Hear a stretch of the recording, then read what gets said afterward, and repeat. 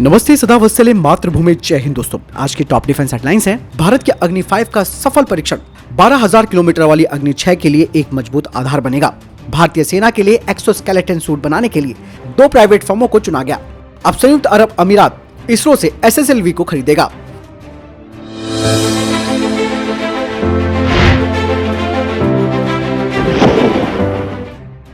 चीन ने कहा है कि इसका नया भूमि सीमा कानून मौजूदा सीमा संधियों को प्रभावित नहीं करेगा। ये सीमा संबंधी सवालों पर देश की स्थिति को नहीं बदलेगा। चीनी विदेश मंत्रालय के प्रवक्ता ने भारत का नाम लिए बिना कहा कि देशों को चीन के घरेलू कानूनों के बारे में अटकलों से बचना चाहिए। चीन की यह प्रतिक्रिया भारत के द्वारा कानून के बारे में चिंता व्यक्त किए जाने के बाद सामने आई है। चीन की संसद ने पिछले शनिवार को एक कानून पारित किया था, जिसमें यह बताया गया कि सैन्य और स्थानीय अधिकारी भारत समेत 14 देशों के साथ देश की 22,000 किलोमीटर भूमि सीमा को कैसे गमन करेंगे और उसकी रक्षा करेंगे।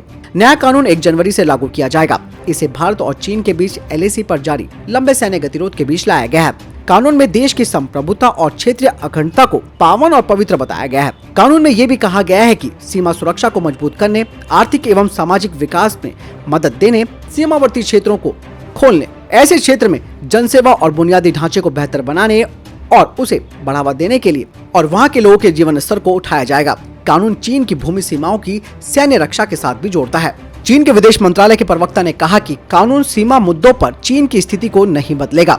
वहीं भारत ने अपनी चिंताओं को जाहिर करते हुए कहा था कि इससे द्विपक्षीय व्यवस्था पर प्रभाव पड़ सकता है और ये एक चिंता का विषय है। यानी चीन का साफ तौर पर कहना है कि उसके इस नए कानून के तहत जो अलग अलग तरीके की अटकलें सामने आ रही हैं, इन सब से बचना चाहिए और ये भारत और चीन के रिश्तों को प्रभावित नहीं करेगा।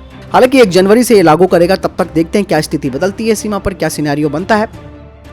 तिब्बतियों ने अब चीन की सेना में भर्ती होने का प्रस्ताव ठुकरा दिया है। जिस तरीके से चीन जोर जबरदस्ती करते हुए तिब्बतियों को चाइना की PLA में शामिल कर रहा था, लेकिन अब वो उनको भर्ती कर पाने में असफल हो रहा है।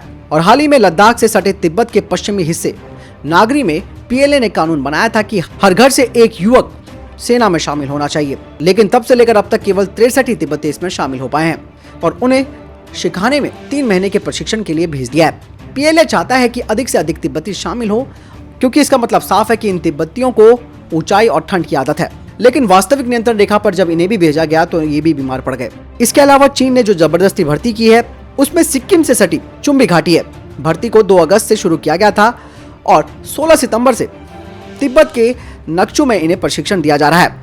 और इस पाठ्यक्रम में शारीरिक प्रशिक्षण, ड्रिल और आवास का रखरखाव शामिल है और इन रंगरूटों को 30 के बैचों में बांटा गया है। हालांकि इसमें ज्यादातर जो प्रशिक्षक हैं वो चीनी हैं और कुछ तिब्बती हैं, जो कि अनुवाद करने में मदद करते हैं। यानी कि चीन जबरदस्ती इन तिब्बतियों को भर्ती तो कर रहा है, लेकिन उनकी आस्था अपने स्वतंत्र देश से जुड़ी हुई है।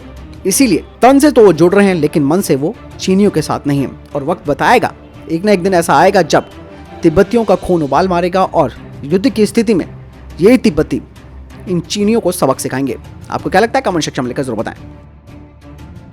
भारतीय सेना भी आने वाले समय में एक्सोस्केलेटन से लैस होगी, जिसके लिए 2 प्राइवेट सेक्टर फर्म्स, जिसमें कि काया वर्चुअलाइजेशन टेक प्राइवेट लिमिटेड और रोबोट गुरु एजुकेशन टेक्नोलॉजी प्राइवेट लिमिटेड है, उन्होंने एक्सोस्केलेटन प्रोजेक्ट के लिए टेक्निकल इवैल्यूएशन को पास कर दिया है। भारतीय सेना के रिक्वेस्ट फॉर प्रपोजल के अनुसार एक्सोस्केलेटन का वजन 25 किलो से कम होना चाहिए और इसका 1 घंटे का इंड्योरेंस टाइम होना चाहिए। साथ ही ये एड हॉकिंग स्टेशन से चार्ज होने के लायक होने चाहिए। साथ ही ये सिस्टम ऑल वेदर रजट केस में रखने लायक होना चाहिए, ताकि इनका ट्रांसपोर्टेशन भी आसानी से किया जा सके। साथ ही इनकी लाइफ साइकिल भी सुरक्षित रह सके। इसके अलावा अलग अलग सेंसर्स जैसे कि position sensor, joint angle sensor और ग्रेविटी सेंसर का इस्तेमाल इसमें किया जाना चाहिए, जो कि रियल टाइम एक्चुएशन उपलब्ध करा सकते हैं, वो भी बिना किसी गतिरोध के। बता दें कि इसका जब डिजाइन प्रोग्राम शुरू होगा, उसके 8 महीनों के बाद एक्सोस्केलेटन का फाइनल यूजर ट्रायल भारतीय सेना के द्वारा किया जाएगा और भारतीय सेना को अगले 2 सालों में एक्सोस्केलेटन सूट मिल जाएंगे। भारत ने अग्नि 5, जो कि 5,500 किलोमीटर रेंज वाली है, उसका सफल परीक्षण तो कर लिया है और अग्नि 5 को कैनेस्ट्राइज रोड मोबाइल से पूरी तरीके से ऑपरेशनल तैयारियों के साथ लॉन्च किया जा सकता है। और भारत के पास अब वो क्षमता आ चुकी है जिसके जरिए भारत चीन के ईस्टर्न सी पोर्ट्स सिटी को टारगेट कर सकता है। अग्नि 5 में कई तरीके के फीचर्स जोड़े गए हैं। इसे शिप बेस्ड ऑनबोर्ड कंप्यूटर के जरिए भी दागा जा सकता है और ये ऑनबोर्ड कंप्यूटर 7 गुना ज्यादा प्रोसेस क्षमता वाला है। साथ ही इसमें carbon fibre reinforced polymer casing का इस्तेमाल किया गया है, जिससे कि इसका फ्यूल फ्रैक्शन बेहद अच्छी तरीके से हो सकता है, जो कि इसकी रेंज की क्षमता को भी सुधारता है। अग्नि 5 का एक और खास फीचर ये है कि ये डिजिटली कनेक्टेड है मल्टी चैनल कम्युनिकेशन से, जिससे कि इसमें अधिक केबलिंग यानी कि तारों का झुंड नहीं होगा। और ये जो digitally connected multi channel communication है, इनके फेलियर होने की भी संभावना बहुत कम होती है। इस मिसाइल को कैनिस्टर ट्रांसपोर्ट कम टिल्टिंग व्हीकल से ले जाया जा सकता है, जिससे कि ये मिसाइल हमेशा अपने मिशन के लिए तैयार रहेगी। और गैस जनरेटर के माध्यम से इस मिसाइल को कैनिस्टर से इजेक्ट किया जा सकता है। अग्नि 5 मिसाइल के तीनों चरणों में मजल कंट्रोल सिस्टम लगे हैं, जो कि फ्लाइट के समय इसकी मैन्युअलिटी को बढ़ाते हैं। और री एंट्री व्हीकल भी काफी सक्षम है अपनी मैन्युअलिटी में, जिसे कि इंटरसेप्ट करना बेहद मुश्किल होगा चीन की terminal anti ballistic missile defence से। और अब अग्नि 5 एक मजबूत आधार बन चुका है भारत की 12,000 किलोमीटर वाली अग्नि 6 मिसाइल का, जिसमें कि 10 MIRV वॉरहेड्स होंगे। और ये अग्नि 5 से ज्यादा घातक होगी और इसे पनडुब्बी और लैंड बेस्ड लॉन्चर से दागा जा सकता है। संयुक्त अरब अमीरात यानी कि यूएई की स्पेस एजेंसी ने कहा कि भारत और यूएई स्पेस के क्षेत्र में साइंटिफिक कोऑपरेशन करना चाहते हैं और UAE low cost launch vehicle का इस्तेमाल करना चाहता है, जिसे इसरो ने बनाया है। यानी कि इसरो के द्वारा जो SSLV है, स्मॉल सैटेलाइट लॉन्च व्हीकल, उसके जरिए छोटे सैटेलाइट्स को लॉन्च किया जा सकता है अंतरिक्ष में, वो भी काफी कम कीमत पर। और इसका पहला डेवलपमेंटल फ्लाइट ट्रायल 2021 के अंत में होगा।